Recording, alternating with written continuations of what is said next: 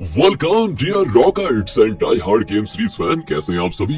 अकमा game series के पिछले part के लिए आपका सपोर्ट और लाइक्स देखकर हमने ये डिसाइड किया है कि पार्ट 2 में हम इस सीरीज के अगले 3 एपिसोड्स को एक्सप्लेन करेंगे, और अगर इस पार्ट 2 के लिए हमें 3000 से भी ज्यादा लाइक्स मिले तो अगली वीडियो यानी पार्ट 3 में हम 4 एपिसोड्स की कंबाइंड वीडियो बनाकर आपके लिए लेकर आएंगे। देखते हैं पार्ट 2 में हमें कितना सपोर्ट करते हैं। तो चलिए आइए बढ़ते हैं अकमा गेम सीरीज के पार्ट 2 की ओर। पिछले पार्ट के एंड में हमने देखा कि शैडो रन गेम में बॉक्सर मार्क को तिरुसा हरा दिया था, लेकिन तब वहाँ पर थॉमस आया जिसके पास 5 चाबियां हैं और उसने तिरुसा को अपने साथ कम्पीट करने के लिए ललकारा था। ये देखकर तिरुसा उस समय शॉक भी हो गया था कि ये कहाँ से आ गया। एंड इस पार्ट में तिरुसा की कंपनी को हड़पने वाले मियान माची को दिखाते हैं दोस्तों, और निक का भेजा हुआ आदमी जिसका नाम एरिक है वो मियान माची के साथ होता है और कहता है आपके पास जो चाबी है उसी तरह की एक और चाबी तिरुसा के पास है, लेकिन वो आपसे कई ज्यादा इंटेलिजेंट है। चाबी का इस्तेमाल करना और गेम को जीतने के लिए जिन ट्रिक्स की जरूरत होती है वो उन सब में माहिर है, इसलिए आपका उससे जीतना तो नामुमकिन लगता है। लेकिन मेरे पास एक और रास्ता है आपको मैजिकल चाबी दिलाने का। ये फोटो देखिए, इस लड़की का नाम है यूकी। आपकी तरह इसे भी हाल ही में एक मैजिकल चाबी मिली है। अगर इसे आपने गेम में हरा दिया तो इसकी चाबी आपको जरूर मिल जाएगी। फिर आपके पास एक नहीं 2 चाबियां होंगी और आपकी शक्ति भी दोगुनी हो जाएगी। दोस्तों यहाँ से यूकी को दिखाते हैं जो अपना एक डांस शो कर रही होती है। ये हाल ही में बहुत ही फेमस हो गई है। पहले इसे उतने ज्यादा मौके नहीं मिलते थे, लेकिन जिस दिन इसके हाथ में वो मैजिकल चाबी आई तब से इसके सारे शोज हिट जा रहे हैं। ऑडियंस उसे बहुत ज्यादा पसंद करने लगी है। शो के एंड में दोस्तों ऑडियंस में वो मियान माची को देखती है जो अपनी मैजिकल चाबी उसको दिखाता है, और ये देखकर वो घबरा जाती है कि कहीं इससे पता तो नहीं चल गया कि मेरे पास भी वो चाबी है। तो वो डर के मारे स्टेज से भाग जाती है, पर ये मियान माची उसे छोड़ता नहीं। इतने में वहाँ पर थॉमस आ जाता है और मियान माची से पूछता है कि तुम मियान माची कंपनी के ओनर हो ना, यहाँ पर क्या कर रहे हो। फिर मियान माची भी कह देता है कि उससे तुम्हें क्या प्रॉब्लम हो रही है, मैं तो उस लड़की से मिलने के लिए आया हूँ। थॉमस कहता है कि अच्छा, मुझे पता है कि तुम्हें उसकी मैजिकल चाबी चाहिए है ना, अगर तुम्हें गेम खेलना ही है तो मेरे साथ खेलो, मेरे पास 5 चाबियां हैं। दूसरी ओर तिरुसा अपने पेरेंट्स की कब्र पर जाता है, और दोस्तों फ्लैशबैक में दिखाते हैं कि जब तिरुसा छोटा था तो उसकी माँ उसे चॉकलेट्स बनाकर देती थी। एक बार तिरुसा ने माँ से कहा मम्मी आप बहुत टेस्टी चॉकलेट्स बनाती है। मम्मी बहुत खुश हो गई और पापा से कहने लगी देखा देखा मेरे लाडली को मेरी चॉकलेट्स कितने पसंद है, आप एक काम कीजिए ना अपनी कंपनी में मेरे चॉकलेट्स को भी प्रमोट कीजिए। तब तिरुसा ने कहा था क्या इसे कंपनी प्रमोट करेगी क्या मम्मी, ये चॉकलेट है एकदम गोबर का टेस्ट आ रहा है इसमें, पापा इसे कभी अपनी कंपनी में मत लेकर जाना आप, शैतान कहेंगे, अभी तो मेरी बड़ी तारीफ कर रहा था कि बड़ा टेस्टी है। हाँ, तब पापा हंसकर कहता है कि अरे तुम नहीं समझी क्या, तुम्हारा बेटा चाहता है कि तुम्हारे हाथ के बने इन चॉकलेट्स को उसके अलावा कोई खाए ना। मम्मी दोस्तों और खुश हो गई कि वाह मेरे लाल तुझे कितना प्यार है मम्मी से। असल में दोस्तों तिरुसा के बर्थडे के लिए जब उसकी मम्मी कुछ चीजें खरीदने गई थी तभी एक एक्सीडेंट में उनकी मौत हो गई थी, लेकिन तिरुसा उस समय बिल्कुल नहीं रोया। तो पापा ने कहा बेटा अगर दुख है तो रो लो, उसे अंदर दबा कर मत रखो। तब पता है तिरुसा ने क्या कहा था, नहीं पापा मम्मी को मेरा रोना बिल्कुल अच्छा नहीं लगता था, इसलिए रोकर मैं उन्हें दुख नहीं देना चाहता।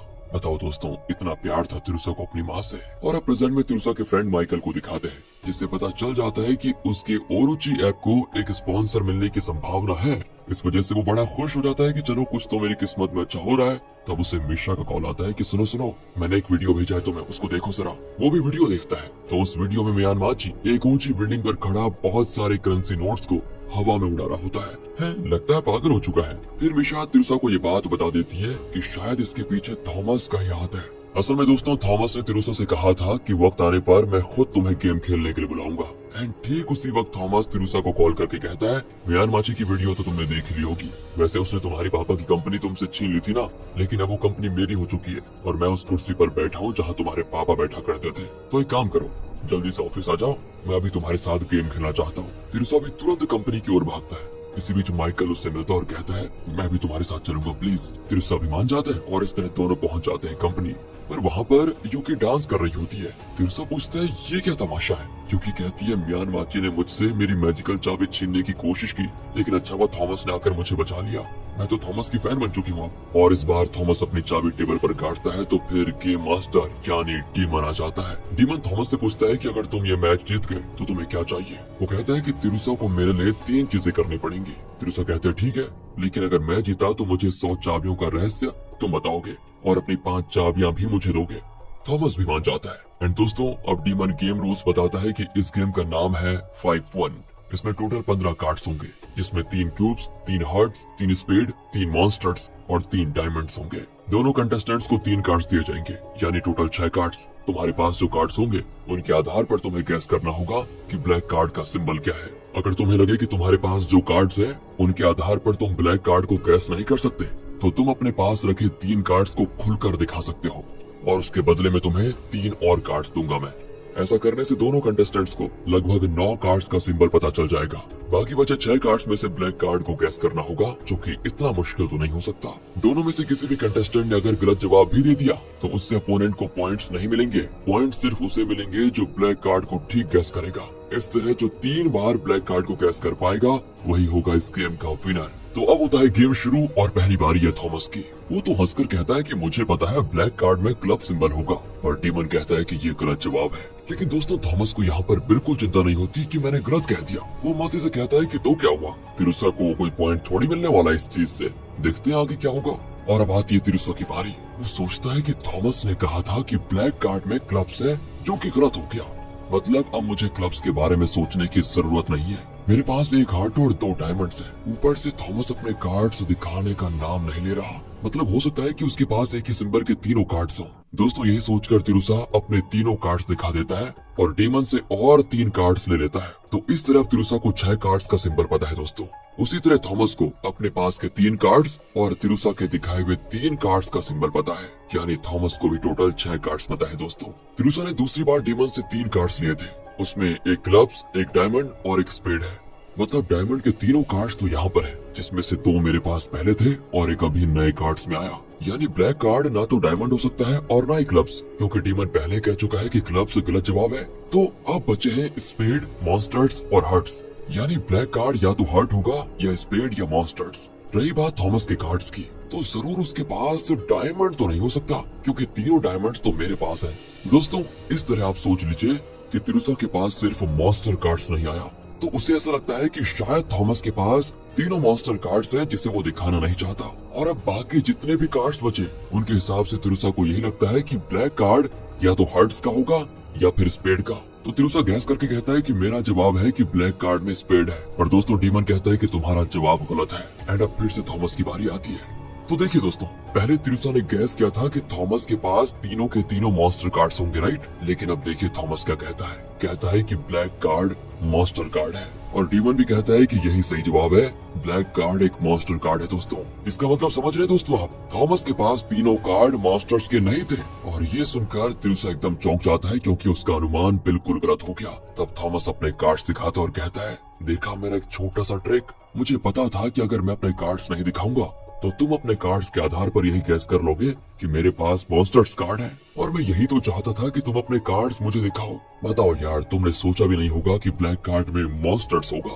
खैर, मैं तुम्हें गुमराह करने में सफल रहा। अब दोस्तों मैं आपको इस पूरे गेम को बड़ी डिटेलिंग में समझा सकता था, लेकिन उसमें बहुत टाइम लग जाएगा। मतलब इसमें होता यह है कि सीन टू सीन में जो थॉमस है ना, वो बहुत ही चालाकी से हर दांव चलता है। मतलब वो सारी चीज कैलकुलेट करके चलता है, इसलिए वो उसको बेवकूफ बना पाया। किसको? तिरुसा को। तो दोस्तों अब पहला राउंड हारने के बाद तिरुसा समझ जाता है कि इस थॉमस से जीतना थोड़ा मुश्किल लग रहा है। ये तो कुछ ज्यादा ही शातिर निकला, इसे तो लगता है इसी के तरीके से रहना पड़ेगा। अगले राउंड की शुरू होते ही दोस्तों माइकल आ जाता है वहाँ पर और जानबूझकर तिरुसा से कहता है कि यार हार्ट को अंदर रखो, डायमंड को मत निकालो और मॉन्स्टर्स कार्ड को छुपा कर रखो। दोस्तों वो जानबूझकर ऊंची आवाज में बोलता है ताकि थॉमस को ये सब सुनाई पड़े। एंड थॉमस उसकी बातों पर विश्वास करके अपना कोई कैलकुलेशन करता और कहता है इस बार भी ब्लैक कार्ड एक मॉन्स्टर्स कार्ड है। पर डीमन कहता है ये गलत जवाब था, और इस बार थॉमस चौंक जाता है कि ये कैसे पॉसिबल हो सकता है। तिरुसा कहता है कि पिछली बार तुम स्मार्ट निकले, बहुत बढ़िया, तो इस बार मैंने सोचा कि तुम्हारा पार्ट जरा तुम्हें पढ़ा दूं। असल में ब्लैक कार्ड में इस बार डायमंड है। डीमन कहता है कि ये था सही जवाब,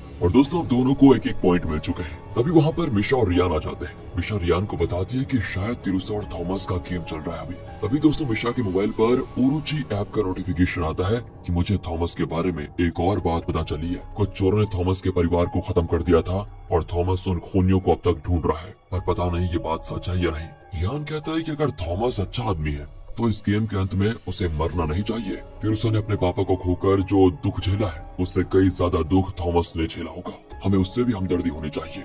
अंदर गेम आगे बढ़ता है दोस्तों, और अब तिरुसा और थॉमस दोनों ही 2-2 पॉइंट्स जीत चुके हैं और गेम टाई हो जाता है। इसलिए विनर को डिसाइड करने के लिए एक और गेम खेला जाता है और हमें लगता है कि इस टाई ब्रेकर में तिरुसा जीतेगा दोस्तों, लेकिन नहीं, थॉमस इस बार भी बड़ी आसानी से जीत जाता है और इस तरह वो इस गेम को भी जीत जाता है। इसलिए में रियान और मिशा अंदर आते हैं तो देखते हैं कि गेम हारने की वजह से तिरुसा ने अपनी मैजिकल चाबी थॉमस को सौंप दी। बेचारे के पास एक ही तो चाबी थी, वो भी गई और अब तिरुसा को वो 3 चीजें करनी होंगी जो थॉमस कहेगा। वो कहता है कि पहले तो एक कुत्ते की तरह फर्श पर बैठो और एक चक्कर लगा कर आओ। तिरुसा को वैसा ही करना पड़ता है, क्योंकि अगर तिरुसा ने इसकी बात नहीं मानी तो डीमन तो आपको पता है दोस्तों तिरुसा की जान ले लेगा। अब थॉमस कहता है कि बाकी की जो 2 बातें वो जरूरत पड़ने पर मैं तुमसे पूछ लूंगा। ये कहकर वो उसको चिढ़ाने लग जाता है, लेकिन इतने में मिशा आकर थॉमस को सब बता देती है कि तुम्हारा और तिरुसा का लक्ष्य एक जैसा है। मुझे पता है कि तुम अपने परिवार के कातिल को दुनिया भर में ढूंढ रहे हो और इसी के लिए तुम्हें मैजिकल चाबियां पाना चाहते हो, राइट? तुम्हारी तरह तिरुसा भी अपने पिता के कातिल को ढूंढ रहा है और उससे बदला लेना चाहता है। अगर देखो तुम दोनों साथ मिलकर काम करोगे तो दोनों के लक्ष्य पूरे हो सकते हैं। ये सब जानकर अब थॉमस भी तिरुसा को समझने लगता है और उसे उसकी चाबी लौटा देता है। वो आगे कहता है कि यहाँ यूकी के पास भी तो एक चाबी थी, उसको भी ले लेते हैं। लेकिन दोस्तों तब पता चलता है कि वो तो गायब है। असल में वो लाइव कैमरा ऑन करके वीडियो बना रही होती है कि शुरू में तो मैं इन मैजिकल चाबियों के बारे में नहीं जानती थी, लेकिन अब मुझे पता चल चुका है कि इनकी शक्तियों का किस तरह इस्तेमाल करना चाहिए। दूसरी ओर दोस्तों एरिक और लिटा नाम की एक औरत को दिखाते हैं जो निक के लिए काम करते हैं। पता नहीं दोस्तों निक कौन? जिसने तिरुसा के पापा का कत्ल किया था, वही निक। और इसी निक से तिरुसा अपना बदला लेना चाहता है दोस्तों। एरिक और लिटा निक को बताते हैं कि सुनो, आपके प्लान के मुताबिक वो साउथ अमेरिका के बॉर्डर को क्रॉस कर रहे हैं। निक कहता है कि इसका मतलब कि मेरा मकसद जल्दी पूरा होने वाला है। एंड दोस्तों यहाँ दिखाते हैं तो तिरुसा थॉमस से पूछता है कि तुम निक के बारे में क्या जानते हो, जल्दी बता दो मुझे। वो एक पुरातन शब्द लिख कर दिखाता है जिसका मतलब है वेपन ऑफ इटर्नल। दोस्तों ये उस वेपन का नाम है जो युद्धों के देवता ने इस्तेमाल किया था। लेकिन निक का इससे क्या लेना देना? थॉमस बताता है कि मेरे दिमाग में भी यही सवाल आया और मैंने थोड़ी रिसर्च की तो पता चला कि कुछ senior army officers, high ranking police officers और कुछ सरकारी ऑफिसर्स अचानक एक के बाद एक करके मरने लगे। आम लोग तो इन मौतों को एक्सीडेंट समझते हैं, लेकिन मैं जानता हूँ कि ये सारी मौतें वेपन ऑफ इटर्नल से संबंधित है, क्योंकि मैं मैजिकल चाबियों के बारे में जानता हूँ इसीलिए। अच्छा तो क्या तुम ये कहना चाहते हो कि ये वेपन ऑफ इटर्नल निक का बनाया हुआ एक ग्रुप है? हाँ, और इन मौतों के पीछे भी उसे निक का हाथ है जिसने तुम्हारे पापा की जान ली। तुम और मैं जिन मैजिकल चाबियों के लिए लड़ रहे थे ये भी निक का ही बिछाया हुआ एक जाल है। यहाँ से दोस्तों माइकल के ऑफिस को दिखाते हैं जहाँ मिशा वेपन ऑफ इटर्नल के बारे में पता लगाने की पूरी कोशिश कर रही होती है। तभी वहाँ पर तिरुसा और थॉमस आ जाते हैं, लेकिन पता नहीं माइकल को थॉमस से चिढ़ क्यों होती है। वो चुपचाप बाहर जाकर एक लेटर पढ़ने लगता है। ओरोची ऐप को बनाने के लिए ना माइकल ने जो लोन लिया था उसे चुकाने के लिए नोटिस भेजा गया था उसे, लेकिन अभी तक तो माइकल को कोई ढंग का स्पॉन्सर नहीं मिला था, तो वो परेशान हो जाता है कि कैसे चुकाऊं। एंड यहाँ पर तिरुसा और थॉमस के पास जो चाबियां हैं उनके पैटर्न के आधार पर उन्हें कुछ सिंबल्स मिलते हैं जो कुछ नंबर्स को रिप्रेजेंट करते हैं। और दोस्तों नंबर्स को जोड़ने पर ना उन्हें किसी लोकेशन के कोऑर्डिनेट्स मिलते हैं। तिरुसा कहता है कि ये जरूर उस इंसान का लोकेशन होगा जिसके पास अगली मैजिकल चाबी है। नहीं नहीं नहीं, ये लोकेशन का कोऑर्डिनेट नहीं है, उस चाबी का लाइव कोऑर्डिनेट है। पर ये है कहाँ? अरे ये तो इस कमरे के पास दिखा रहा है। तिरुसा तुरंत बाहर जाकर देखता है तो वहाँ पर निक का आदमी एरिक खड़ा होता है और दोस्तों उसने भी एक अजीब अंगूठी पहन रखी थी। वो अंदर आकर कहता है कि मैं निक का आदमी हूँ और तुम्हारे साथ गेम खेलने आया हूँ। थॉमस कहता है कि तिरुसा जल्दबाजी में इसके साथ मत खेलना, पता नहीं कौन सा प्लान बनाकर यहाँ पर आया है। पर दोस्तों तिरुसा तो अपने पापा के कातिल निक तक पहुँचने के लिए कुछ भी करने को तैयार है और वो गेम खेलने के लिए रेडी हो जाता है। एरिक अपनी चाबी टेबल पर गाड़ता है तो भाई ऐसा लगता है जैसे तूफान आ गया हो। इन्हें लगता है कि इस बार भी डीमन आएगा, लेकिन दोस्तों वहाँ पर लीजा नाम का एक सफेद उल्लू प्रकट होता है जो खुद को अकमा गेम का दूसरा मास्टर बताता है। तिरुसा कहता है कि डीमन कहाँ पर है? लीजा कहता है क्यों, डीमन नहीं आएगा तो तुम गेम नहीं खेलोगे क्या? मैं भी डीमन से कुछ कम नहीं हूँ, समझे? तो बताओ एरिक, अगर तुम जीत गए तो तिरुसा से तुम्हें क्या चाहिए? वो कहता है दोस्तों मुझे सिर्फ इतना चाहिए कि तिरुसा, मिशा और थॉमस उम्र भर निक के ग्रुप यानी वेपन ऑफ इटर्नल के लिए काम करें, निक के गुलाम बनकर रहे। ठीक है, और तिरुसा तुम जीत गए तो तुम्हें क्या चाहिए? मैं चाहता हूँ कि एरिक उन मैजिकल चाबियों के बारे में जो कुछ भी जानता है वो मुझे बता दे। एंड दोस्तों अब लीजा गेम शुरू करता है और बताता है इस गेम का नाम है 100 गोल्ड कॉइन्स। इस गेम में दोनों कंटेस्टेंट्स के साइड में एक होल होगा और 5 तरह के फाइटर्स होंगे।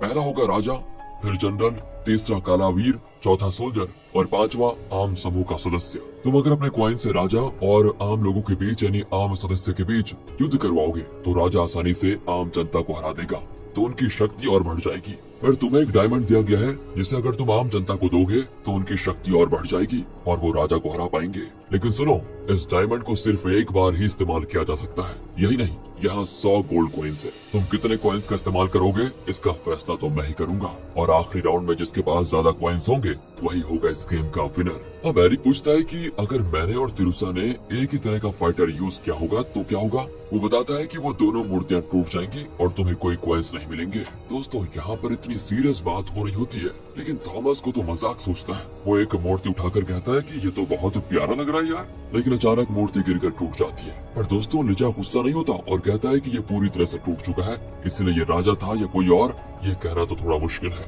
इसलिए मैं इसकी तरह की एक और मूर्ति बना कर देता हूँ। इसी बीच दोस्तों, माइकल को एक स्पॉन्सर ने कॉल किया था, तो वो उनके ऑफिस जाता है। स्पॉन्सर का नाम है केविन।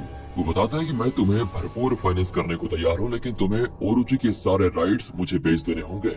माइकल भी कहता है कि सर मैं सोच कर बताऊंगा। एंड दोस्तों, यहाँ तो गेम शुरू हो चुका था और इस बार दाव पर लगे हैं 7 गोल्ड कॉइन्स। तिरुसा सोच लेता है कि इतने कम कॉइन्स के लिए राजा को मैदान में उतारना गलत होगा। अगले राउंड में जब और कॉइन्स दाव पे लगेंगे तब राजा का इस्तेमाल करूंगा। वो एरिक से कहता है कि मैं जानता हूँ तुम हेल्थ सेंटर में काम करते थे और बीमार लोगों की सेवा करते थे, लेकिन वो काम छोड़कर तुम निक के साथ क्यों मिल गए बताओ। एरिक बताता है कि पता है, मेरी वाइफ बीमार थी, डॉक्टर्स ने भी जवाब दे दिया था, लेकिन तब निक आया और उसने मेरी वाइफ को नहीं जान दी। हालांकि तुम तो उसे अपने पापा का कातिल समझते हो, इसलिए मैं उसके साथ मिल गया और उसका हर काम करने के लिए मैं तैयार हूँ भाई। दूसरी ओर दोस्तों, थॉमस बेवजह हंस रहा होता है, जिससे तिरुसा थोड़ा इरिटेट होने लग जाता है और मिशा को अपने पास बुलाकर कहता है कि प्लीज यार उसका मुंह बंद करवाओ। इसको देखिए, वो जाकर उसको थप्पड़ मार देती है कि ये क्या बेवक्त ही लगा रखा है।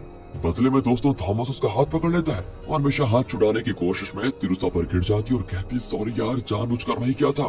खैर, अब गेम होता है शुरू और दोनों अपनी तरफ के होल में अपनी मर्जी की एक मूर्ति रखते हैं और दोनों ही साधारण सोल्जर्स होते हैं दोस्तों। लिजा कहता है तुम चाहो तो अपने डायमंड्स यूज कर सकते हो, और तब तिरुसा और एरिक दोनों अपने डायमंड्स निकाल कर होल पर रख देते हैं, लेकिन अंदर डाला या नहीं इसका पता नहीं चलता दोस्तों। अब दोनों मूर्तियां एक दूसरे से टकराती हैं और टूट भी जाती है, मतलब दोनों ने डायमंड्स को यूज नहीं किया था दोस्तों। इस तरह पहले राउंड में किसी को कॉइन्स नहीं मिले तो सेकंड राउंड में 42 कॉइन्स दांव पर लग जाते हैं। अब कॉइन्स तो ज्यादा है तो तिरुसा सोच लेता है कि ये राउंड तो मुझे जीतना है, लेकिन एरिक कहता है ये गेम जरा बोरिंग लग रहा है यार, क्यों ना हम दोनों एक काले वीर को मैदान में उतारें, दोनों टकराकर टूट जाएंगे और उसके बाद के राउंड्स तो और भी एक्साइटिंग हो जाएंगे।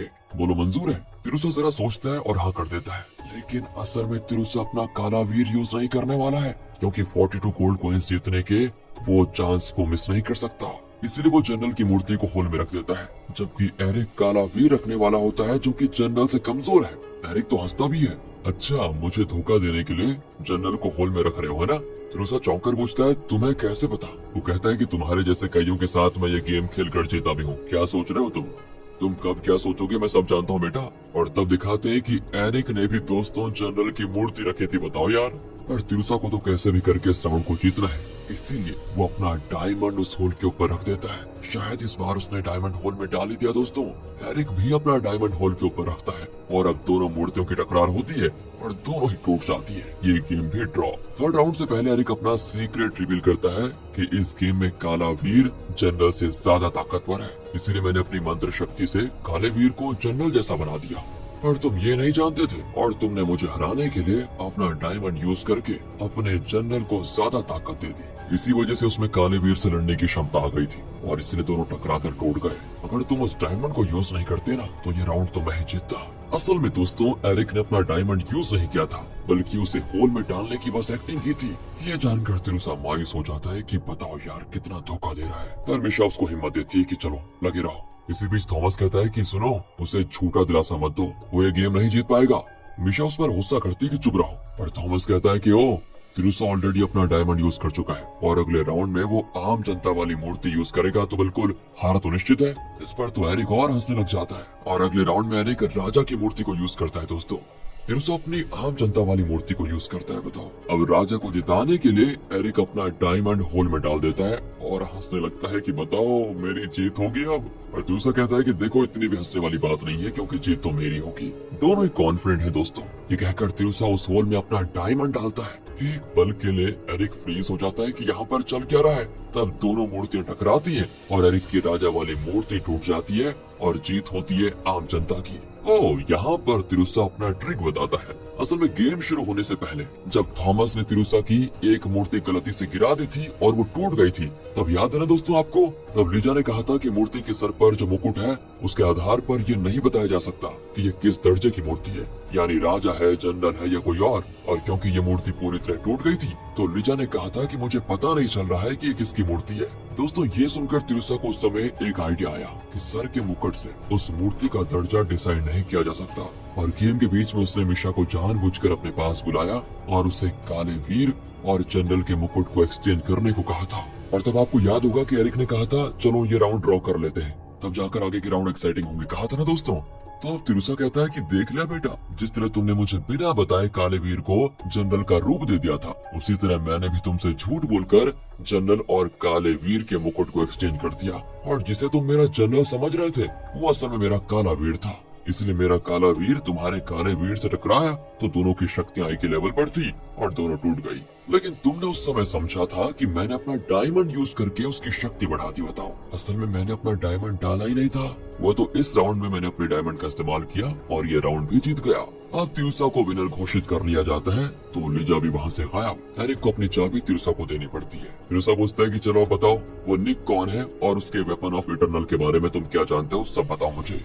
पर दोस्तों जवाब देने के बजाय एरिक अचानक एकदम स्टैचू की तरह बैठा रहता है और बड़बड़ाने लग जाता है कि मुझे अपना उधार चुकाना है, अपना उधार चुकाना है। यही शब्द दोस्तों मोरुको ने भी कहे थे जब वो गेम में हार गया था। फिर झट से उसे होश आता है और पूछता है तुम लोग कौन हो और मैं यहाँ पर कैसे आया। मेरी वाइफ हॉस्पिटल में है और उसके पास सिर्फ 6 महीने का टाइम है, मुझे जल्दी उसे बचाना होगा। तब थॉमस बताता है कि जब भी निक के आदमी इस तरह के गेम में हार जाते हैं तो उनकी पुरानी यादें मिट जाती है। निक ने इनके दिमाग के साथ ऐसा खिलवाड़ करके रखा हुआ है ताकि ये लोग गलती से भी निक का कोई रहस्य किसी को न बता पाए। एरिक तो दोस्तों टोटली कंफ्यूज है कि उसके साथ क्या हो रहा है। वो फर्श पर पीट कर रोने लगता है। फिर दोस्तों वो एरिक को हॉस्पिटल भेज देते हैं। तब आगे रियान बताता है कि 7 साल पहले एरिक की वाइफ बहुत बीमार पड़ी थी, पर अचानक एक दिन वो कहीं गायब हो गई और उसके बाद उसका कुछ पता नहीं चला। और फिलहाल तो दोस्तों अभी एरिक कोमा में चला गया है। दूसरी ओर माइकल और मिशा ऑफिस में होते हैं। मिशा पूछती है तुम इतने उदास क्यों बैठे हुए हो। माइकल कहता है कि क्या करूं यार, मुझे ठीक का स्पॉन्सर नहीं मिल रहा।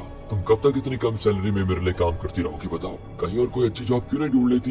मिशा कहती है तुम पागल हो क्या, मैं यहाँ सैलरी के लिए नहीं अपनी दोस्ती के लिए टिकी हुई हूँ। हमारे पास बहुत कम पैसे थे जब हमने ये जगह बनाई थी, अब देखो इसको थोड़ा हमने आगे तो बढ़ा ही दिया है। फिलहाल तुम मेरी सैलरी की फिक्र छोड़ो, तुम मैं और तिरुसा हमेशा साथ रहे, यही मेरे लिए काफी है बस। ये सुनकर माइकल को भी थोड़ी हिम्मत आ जाती है और वो केविन से मिलने जाता है। दोस्तों केविन पता है ना कौन, जो उसको स्पॉन्सर करने वाला है। उसने पर कहा था कि मुझे ओरोची एप्स के सारे राइट्स खरीदने हैं, तो देखते हैं अब क्या होता है। माइकल उससे कहता है कि देखिए मुझे माफ कीजिए, मैं आपका ऑफर नहीं ले सकता, मैं कोशिश करके खुद अपने आप को मार्केट में पहुंचाऊंगा।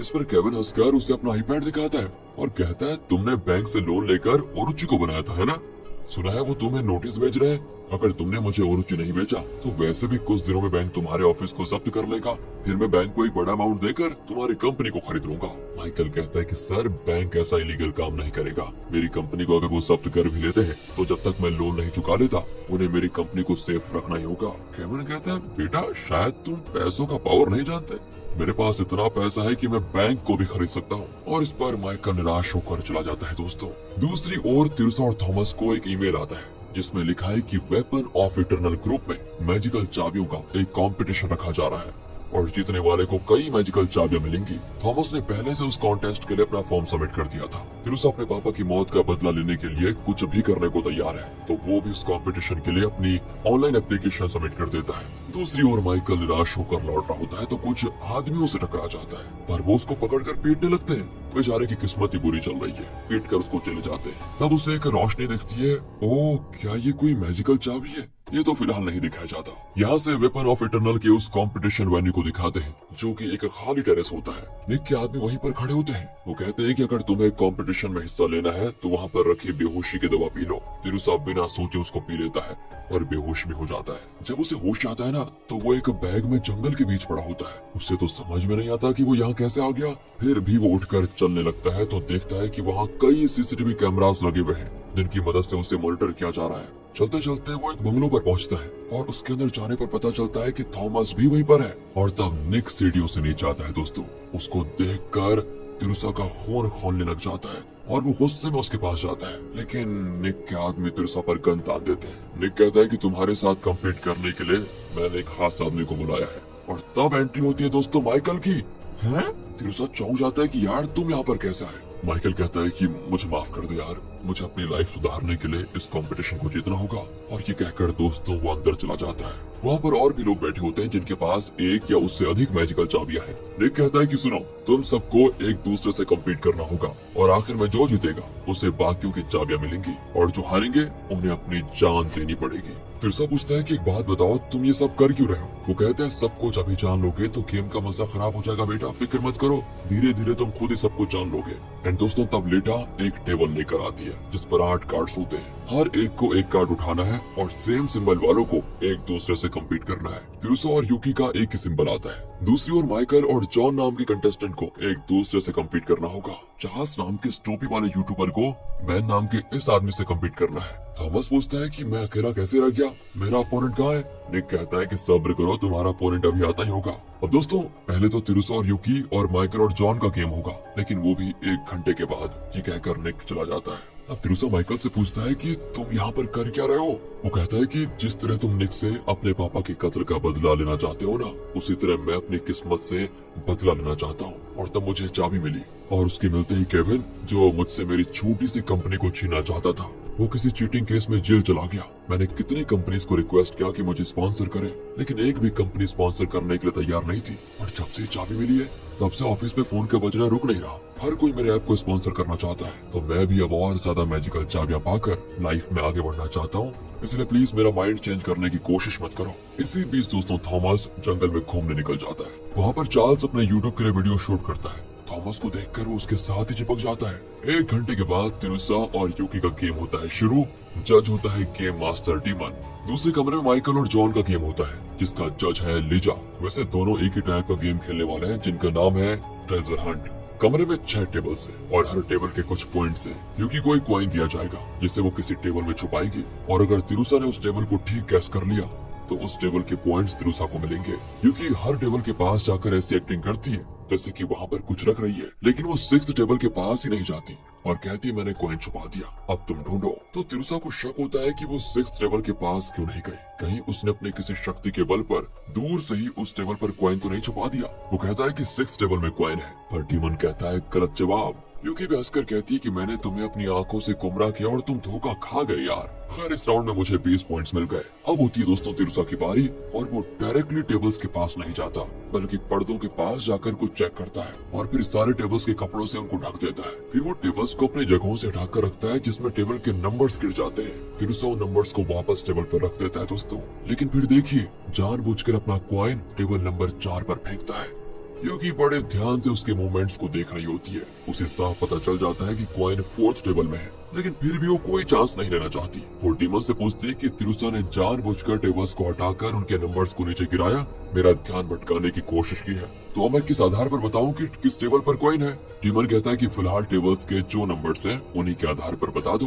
यूकी कहती है कि 4th टेबल में कॉइन है, पर डीमन कहता है ये गलत जवाब है, और वो चौंक जाती है ये कैसे हो सकता है, कॉइन तो वहीं पर पड़ा हुआ है। लेकिन दोस्तों फिर पता चलता है कि वो तो असली कॉइन है ही नहीं। अरे तो फिर असली कॉइन कहाँ गया? असल में वो टेबल 1 पर होता है, और इस तरह तिरसा को मिलते हैं 100 पॉइंट्स, और वो ये राउंड जीत जाता है। दूसरी ओर थॉमस और चार्ल्स जंगल में होते हैं, तो वहाँ पर एक टावर देखकर थॉमस चौंक जाता है कि जंगल के अंदर टावर कैसे आ गया। और तब वहाँ जंगल को स्कैन करते हुए कुछ ड्रोन्स आते हैं, और इन ड्रोन्स को दोस्तों वो चेस करने लगते हैं, लेकिन तभी दोनों फिसल कर गिरते हैं, और तब ड्रोन चार्ल्स पर अटैक करके उसके पास आ जाता है। लेकिन थॉमस झट से एक पत्थर उठाकर ड्रोन पर फेंकता है, जिससे वो नीचे गिरकर फट जाता है। ओह, इस तरह दोनों बाल बाल बचते हैं। यहाँ पर कैमरा जूम आउट होता है तो पता चलता है असल में ये लोग एक आइलैंड पर हैं। यहाँ गेम में अगले राउंड में यूकी टेबल के इर्द गिर्द चलती है, और अचानक जानबूझकर एक टेबल के नीचे गिरती है, और फिर उठकर अपनी जगह पर बैठ जाती है, और एक रोबोट की तरह कहती है मैंने कॉइन छुपा दिया। तिरसा को लगता है कि शायद इस बार उसने अपनी किसी मंत्र शक्ति का इस्तेमाल किया होगा, इतना ही नहीं, वो सिर्फ पहले 3 टेबल्स के पास गई थी, बाकी के टेबल्स के पास वो गई ही नहीं। यूकी कहती कि मैंने अपनी शक्ति का इस्तेमाल किया है और शायद तुम जानते नहीं कि मैं अपनी खुद की क्लोनिंग भी कर सकती हूँ। पर दोस्तों तिरुसा उसकी बातों पर विश्वास नहीं करना चाहता और महज गैस करके कहता है कि कॉइन टेबल नंबर 3 में है। हाँ, वो गलत हो जाता है, लेकिन अब तिरुसा को भी लगता है कि शायद यूकी ने अपनी क्लोनिंग शक्ति का इस्तेमाल करके टेबल 4 में कॉइन को रखा होगा। वो पर्दे के पास जाकर एक टॉर्च हाथ में लेता है और हर टेबल के पास जाता है। तिरुसा के पास हर चीज को 1 मिनट के लिए फ्रीज करने की शक्ति है दोस्तों। उसका इस्तेमाल करके वो एक टेबल के नीचे उस टॉर्च को चिपका देता है, फिर दूसरे टेबल के पास जाता है। इसी बीच 1 मिनट के बाद वो टॉर्च नीचे गिर जाती है और ये आवाज सुनकर यूकी थोड़ी देर के लिए दोस्तों जरा सी डाइवर्ट हो जाती है, जिसका फायदा उठाकर तिरुसा अपना एक कॉइन उस टेबल पर रख देता है। और अब यूकी कंफ्यूज हो जाती है कि तिरुसा ने वो कॉइन किस टेबल पर रखा। वो अपना डाइस रोल करती है तो उसमें 5 आता है, जिसके आधार पर वो कहती है कि कॉइन तो टेबल नंबर 5 पर है। डीमन कहता है अच्छी बात है, अब तुम्हें इसके 3 पॉइंट्स मिलेंगे। है? ये कैसे कर दिया इसने? ये सुनकर तिरुसा जरा भी घबराता नहीं और यूकी के पास जाकर कहता है कि तुम बहुत घमंडी हो, मैं ये गेम तुम्हें जीतने ही नहीं दूंगा। अगले राउंड में दोस्तों वो अपना कॉइन एक टेबल पर रखने जाती है और तब वो मुड़कर तिरुसा को देखती है। तिरुसा उस पर जरा भी ध्यान नहीं दे रहा होता है, बस अपने मोबाइल पर देख रहा होता है। कुछ तो गड़बड़ी है, ये सोचकर वो पर्दे के पास जाती है, क्योंकि तिरुसा पर्दे के पास जाकर फिर टेबल्स के पास आया था। क्योंकि को लगता है कि शायद वो किसी सीक्रेट कैमरा से ये जान रहा है कि मैं किस टेबल पर कॉइन रखने वाली हूँ। पर मेरे पास भी एक प्लान है उसको हराने का। मैंने पहले टेबल 1 में कॉइन को छुपा दिया था, लेकिन ये नकली कॉइन मैं दूसरे टेबल पर रखने वाली हूँ। अगर वो किसी सीक्रेट कैमरे से मुझे देख रहा है तो धोखा खा जाएगा और इस नकली कॉइन वाले टेबल को चुनेगा। पर दोस्तों उसका गैस गलत होता है, क्योंकि तिरुसा उठकर कहता है कॉइन टेबल नंबर 1 पर है, जो कि बिल्कुल सही जवाब है। क्योंकि का चेहरा मुरझा जाता है दोस्तों। यहाँ डीमन उसे एक और ऑफर देता है कि अगर तुम अगला राउंड जीत गई तो मैं तुम्हारे जो पॉइंट्स हैं उन्हें डबल कर दूंगा। डीमन तिरुसा से पूछता है कि तुम्हें इसमें कोई एतराज तो नहीं है ना? तिरुसा कहता है मुझे कोई प्रॉब्लम तो नहीं है, आप उसको ऑफर दे दीजिए बस, वैसे जीतने वाला तो मैं ही। अगले राउंड में दोस्तों तिरुसा टेबल्स के पास जाकर कहता है कि मैंने कॉइन छुपा दिया। अचानक क्योंकि आंखें बंद करके एकदम चुप बैठी होती है। डीमन कुछ कहता है तो वो कहती प्लीज प्लीज आवाज मत कीजिए, मुझे फोकस करने दीजिए। लगता है दोस्तों वो किसी आवाज को बहुत ध्यान से सुनने की कोशिश कर रही है। अब तिरुसा को शक होता है, क्योंकि डीमन है ना दोस्तों जो, वो स्पेशल पावर वालों को उनकी शक्तियों के बारे में बताता है और शायद यूकी के पास ये शक्ति है कि वो असली कॉइन के साउंड को पहचान सकती है। इसलिए दोस्तों वो कमरे के इमरजेंसी अलार्म को ऑन कर देता है और इसी बीच कैमरा तिरुसा के रखे हुए उसी कॉइन पर जूम करता है और जैसा तिरुसा ने एक्सपेक्ट किया था उस कॉइन से एक अजीब तरह का साउंड आ रहा होता है। लेकिन अब अलार्म साउंड की वजह से कॉइन की आवाज ज्यादा नहीं आती, तो अब यूकी कुछ सुन नहीं पाती और अपना डाइस रोल करती है, जिसमें नंबर 5 आता है। तो वो कहती है कि 5th नंबर पर कॉइन है, जो कि गलत है दोस्तों। असल में तिरुसा ने टेबल नंबर 2 पर कॉइन रखा था। इस तरह तिरुसा ये गेम जीत जाता है। तो डीमन तिरुसा से कहता है कि अब यूकी की जान तुम्हारे हाथ में है। ये कहकर वो सीधे गायब हो जाता है। तब तिरुसा को अपने पापा की उस बात की याद आती है कि जब भी कोई अपनी इच्छाओं पर काबू नहीं पाता तो उसे हमेशा मुसीबतें घेर लेती है। अगर तुम ऐसे किसी इंसान से मिलो तो उनकी मदद जरूर करना। इसलिए दोस्तों अब तिरुसा यूकी से कहता है तुमने ये गेम बहुत ही अच्छा खेला, लेकिन अपने डाइस और शक्तियों के बजाय अगर तुम खुद पर विश्वास करती तो गेम जीत सकती थी। पर यूकी चिढ़कर कहती है मुझे तुम्हारे एडवाइस नहीं चाहिए, तुम कुछ भी कह लो, लेकिन मुझे तुमसे हमेशा नफरत ही रहेगी। ये कहकर वो चली जाती है। फिर तिरुसा उस कमरे से बाहर आकर बैठा होता है और तभी वहाँ पर माइकल आता है, जो गेम जीत चुका था दोस्तों, और वो तिरुसा को अपनी जीती हुई चाबी दिखाता है। तिरुसा पूछता है तुमने ये गेम कैसे जीता? वो कहता है कि मैंने 2 बार तुम्हें खेलते हुए देखा है, तो तुम्हारे ट्रिक्स भी मैंने सीख लिए, उन्हीं की मदद से मैं जीत पाया। वैसे मुझे पता चला कि अगला गेम मेरे और तुम्हारे बीच ही होगा। दूसरी ओर थॉमस और चार्ल्स जो जंगल में थे वो भी वापस आ जाते हैं। इतने में निक आकर कहता है कि बहुत बढ़िया, पहले गेम में तिरुसा और माइकल जीत गए, तो अगला गेम उन दोनों के बीच होगा। लेकिन थॉमस अभी भी पूछता है कि अरे मेरा अपोनेंट कहाँ पर है? निक कहता है कि तुम्हारे लिए हमने एक स्पेशल अपोनेंट अरेंज किया है। और तब होती है दोस्तों एंट्री वहाँ पर मिशा की। अब उसे गेम में आते हुए देखकर तिरुसा, माइकल और थॉमस तीनों शॉक हो जाते हैं। इसी के साथ इस सीरीज का पार्ट 2 यहाँ पर खत्म होता है। उम्मीद है ये पार्ट आपको पसंद आया होगा, और अगर आगे के पार्ट्स भी देखना चाहते हैं तो कमेंट करके बताइए और ज्यादा से ज्यादा लाइक और शेयर कीजिए। ज्यादा रिक्वेस्ट मिले तो हम इसके आगे के पार्ट्स भी बनाएंगे। और अगर ये वीडियो अच्छी लगी हो, स्टोरी अच्छी लगी हो, एक्सप्लेनेशन अच्छा लगा हो, तो ज्यादा से ज्यादा लाइक और शेयर करें।